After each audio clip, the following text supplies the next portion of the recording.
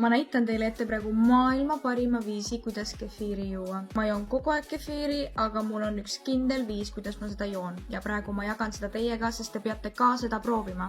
Valame klaasi kefiiri ära. Ma juba jõudsin seda raputada. Ja võtame soola. Kujuta ette, et sa teed endale teed ja sa paned pool lusikatäit suhkrut. Umbes nii, ainult et natuke vähem. Eks ole. Viskad selle siia ilusti ja hakkad segama. Ma usun, et see võib olla praegu väga traumeeriv vaatepilt, aga mind on niimoodi üles kasvatatud ja ma ei kujuta ette ka, et ma jooksin keefirit millegi magusaga. Ja ega siin väga põnevamaks ei lähegi. Põhimõtteliselt minu roog ongi valmis. Oli ajad, kui ma jäin 3-4 klaasitäit, sest mulle lihtsalt nii maitses ja ma sain kõhu täis. Te võite mulle kommentaarides teada anda, kuidas teile maitseb, kui te seda proovite.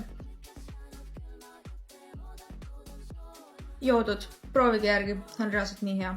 Ja ma tahtsin igaks juhuks lisada, et ma kippusin ütlema kefiiri, sellepärast et no jällegi see on mingi harjumus. Ma tean, et see on keefiri, aga ma ei nagu...